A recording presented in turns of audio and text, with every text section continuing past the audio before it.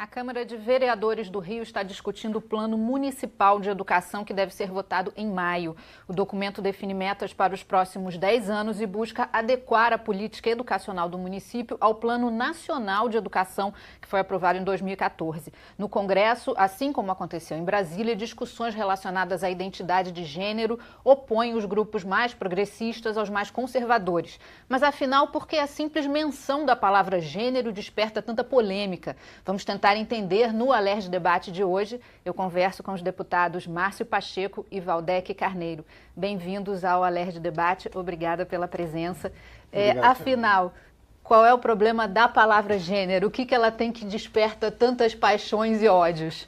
É um tema difícil, é um tema que tem trazido muito debate, não só no Rio de Janeiro, mas no Brasil inteiro, e que de fato desperta, para quem conhece muito da matéria, por que combater, e para quem ainda não se afeiçoou demais a esse tema, pode tratar isso apenas como um termo, uma linguagem qualquer. Então hoje, baseado em alguns estudos efetivos, nós não estamos há uma confusão do termo gênero, porque ela é casualmente usada para defender, isso eu estou falando na amplitude da sociedade, para discutir a questão da igualdade das pessoas que têm sexos diferentes, ou seja, igualdade de direitos, homem e mulher, especialmente para defender a igualdade da mulher e da questão da defesa dos direitos dos homossexuais. Esse é o que casualmente se ouve por aí, mas a questão não é assim. Porque há uma teoria que nasceu desde 1965, que baseada em teorias de Marx, de Foucault, nasceu um grupo muito imponente que trata a ideologia de gênero como uma forma de cultura, de aprimorar a sociedade para a anulação dessas duas realidades, que é a anulação do sexo biológico. E esse é o problema do termo gênero, que ele não é discutido de forma aberta justamente para que a população não tenha acesso a essa realidade. Isso nasce em 1965 com um psicólogo por conta de uma experiência catastrófica de amputação de um órgão genital de um menino. Quando aconteceu, nascem gêmeos, ele, sem querer, amputa um deles e sugere para a mãe, para o casal, em 1965, John Money sugere que então transforme aquele menino em menina, então nasce a Brenda, e aí, inculturalmente, ele diz para aquele casal o seguinte, olha, na verdade o sexo biológico não existe, ele é uma cultura que nasce da sociedade e, portanto, essa criança pode aprender a ser outro sexo a qualquer momento. E essa menina, enfim, o desfecho é terrível, tanto o irmão como a irmã, que depois retorna à sua sexualidade biológica, se suicidam na idade com 38 anos. Esse momento histórico de 1965, muitos historiadores e escritores e escritoras começam a desenvolver o projeto em cima disso. Judith Butler é uma das maiores proeminentes, professora de Berkeley, é uma das maiores escritoras do gênero, e ela diz claramente, o gênero não vem defender o homossexual nem a mulher, ele vem anular a biologia sexual para que haja a possibilidade de que uma criança de 6 anos, uma vez entendida de que ela não é nada, ela é uma situação amorfa, ela pode se adequar culturalmente a qualquer realidade sexual.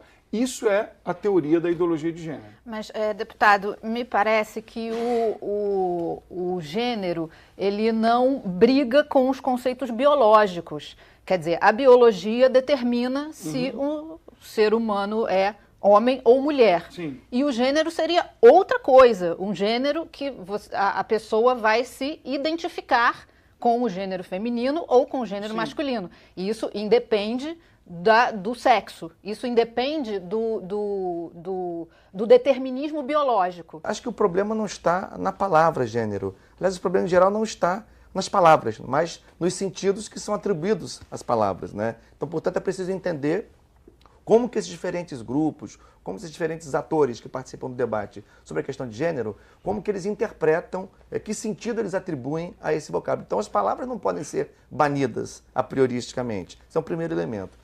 Eu quero aqui ponderar, em relação ao que o Márcio falou, que não entendo que a questão de gênero e o campo dos estudos sobre o gênero, tem alguns marcos, definir os marcos é sempre muito controverso, mas tem um marco muito importante nos estudos sobre o gênero, que é da tradição da sociologia francesa, com Simone de Beauvoir, no final dos anos 40, que publica O Segundo Sexo, não é?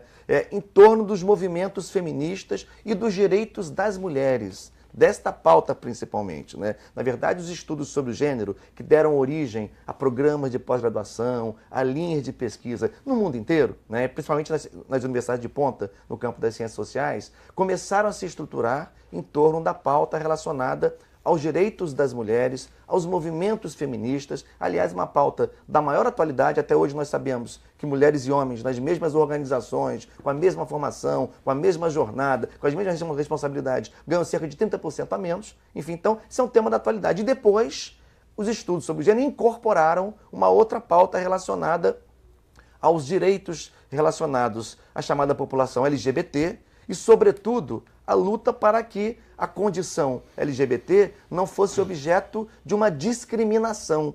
Não é? Então, assim, não creio que a questão dos estudos sobre o gênero, que a pauta do gênero no campo das ciências sociais, tenha surgido para anular o sexo. Não é? Eu acho que ele amplia a dimensão dos estudos sobre a sexualidade, porque o sexo é tratado, o conceito de sexo, a noção de sexo, tem a ver, como disse o Márcio, acho que ele está certo, com o campo das ciências biológicas. Não é? E a discussão de gênero tem a ver com o campo das ciências sociais. Né? E uma não anula a outra. Evidentemente, nós temos interpretações chiitas e extremistas, eu acho que em todos os campos, mas é preciso demarcar essa área. Eu acho que não há uma anulação do sexo biológico por parte dos estudos de gênero. Na verdade, os estudos de gênero querem mostrar, ou tentam mostrar, que é possível olhar o homem, a mulher, olhar as pessoas heterossexuais, as pessoas homossexuais, de um ponto de vista dos seus direitos na sociedade, da sua maneira de se inserir no mundo, de serem respeitadas na sua diferença individual. Então, eu não acho que haja uma anulação. Eu queria concordar com o deputado Waldeck no sentido de que hoje há um momento em que a sociedade precisa enxergar todos de forma igualitária. E é importante dizer que quem defende, por exemplo, quem combate essa questão, essa maneira da qual eu expus sobre ideologia de gênero, não defende a homofobia. Pelo contrário, quem entende a ideologia de gênero, sim, como uma maneira de anular, diz exatamente o inverso. Porque a ideologia de gênero, ela oprime o direito, por exemplo, do LGBT defender quem ele é. Porque se ele exclui a sua identidade biológica, ele jamais poderá defender a sua escolha sexual, a sua opção sexual, ou mesmo a sua orientação, aquilo pelo qual aquela pessoa que ele defende amar, enfim, qualquer coisa dessa maneira. Portanto, ser contra a ideologia de gênero não é defender, por exemplo, qualquer pauta discriminatória. Aliás, aqui a gente tem feito exatamente o inverso. Agora, Berenice Bento, por exemplo, que é uma das maiores escritoras feministas do Brasil, que atuam exatamente nessa área, entendendo a fala do deputado Waldeck, diz exatamente o contrário, que a intenção do movimento de ideologia de gênero não é defender a mulher. Pelo contrário, é usar a defesa desta pauta social importante, que é uma dívida social, sim, com a mulher, com o LGBT, trazer esta pauta para a tona e dizer à sociedade, olha, está vendo por causa disso? Mas nossa intenção não é defender a mulher ela será usada para que esse termo venha, para que haja uma exclusão total do termo mulher e do termo homem. Essa pauta, ela está nas faculdades, inclusive tenho livros nesse sentido. O Brasil tem uma referência possível dos estudos no campo das ciências sociais, que é a Associação Nacional de Pesquisa e Pós-Graduação em Ciências Sociais, a ANPOX, que você conhece, que organiza os programas de pós-graduação em ciências sociais no Brasil inteiro, de todas as universidades públicas, particulares, enfim, né?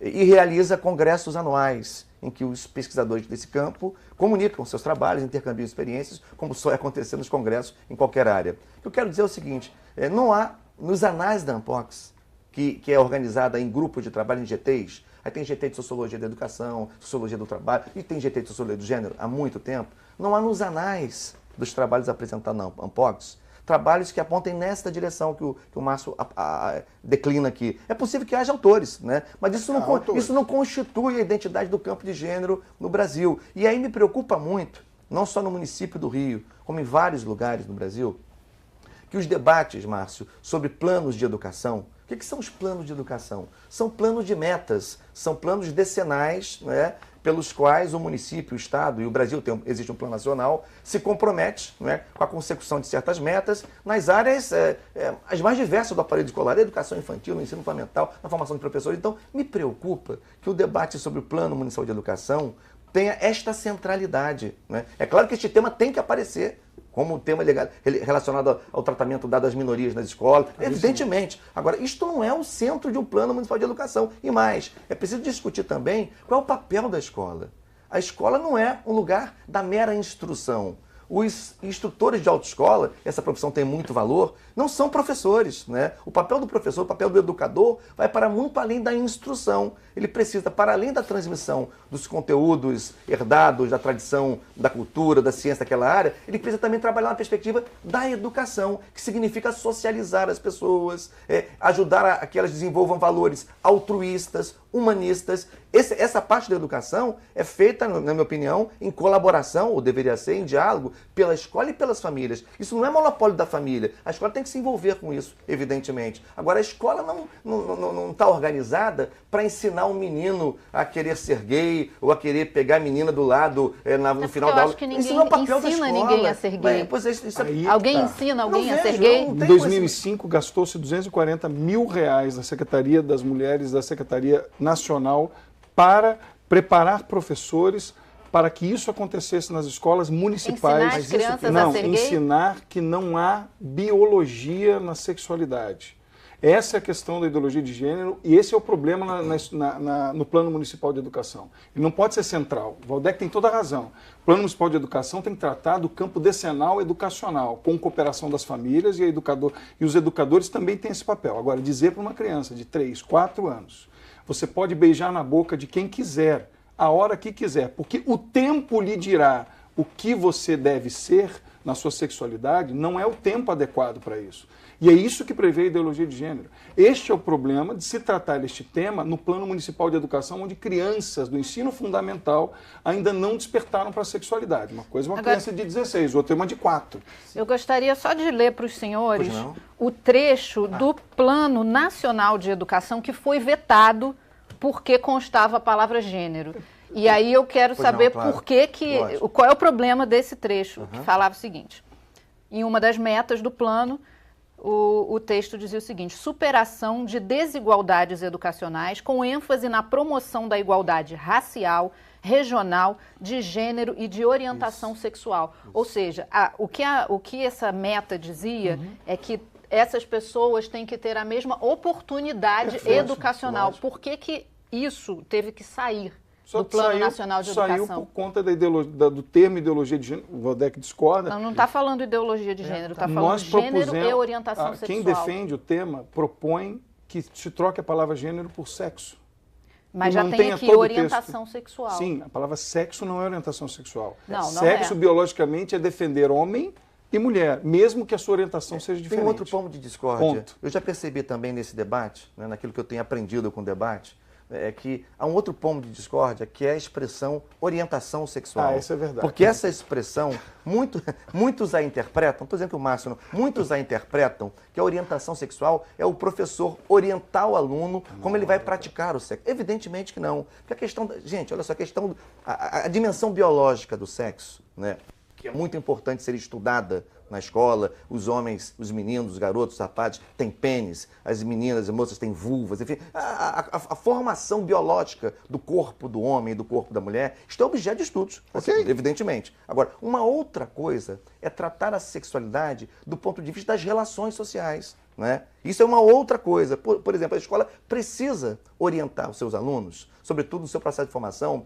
que um menino que seja homossexual não deve ser apedrejado na rua. Não é? Evidentemente, o respeito à diferença, tolerar o que não é espelho, é um valor humano. Né? Isso não é estimular o aluno, né? Porque, na verdade, ninguém estimula. Exatamente, a questão sexual é uma questão subjetiva, tem a ver com desejo. Nem que a escola quisesse ensinar, ela não consegue, ela fracassaria, porque a homossexualidade ou a heterossexualidade não tem a ver com o ensinamento. não é uma lição de inglês ou de álgebra ou de gramática. Ela é desenvolvida subjetivamente. Até porque, vou concluir aqui, até porque as pessoas, os homens gays, podem, inclusive, estar satisfeitos com as suas características físicas, biológicas, mas nem por homens, isso... Exatamente. Né? Como homens. Mas eu estou aqui caricaturando, com todo respeito. Os gays não querem deixar de ter pênis, necessariamente. Os gays não querem deixar de ter barba, necessariamente, que são marcas masculinas, por definição. Mas nem por isso eles podem deixar de ter desejo, se isso acontecer com o indivíduo, com a pessoa. Por outros homens. Exatamente. Né? Deputados, quero pegar esse gancho da escola para a gente falar no segundo bloco. Agora eu vou fazer um intervalo rapidinho, a gente volta já já.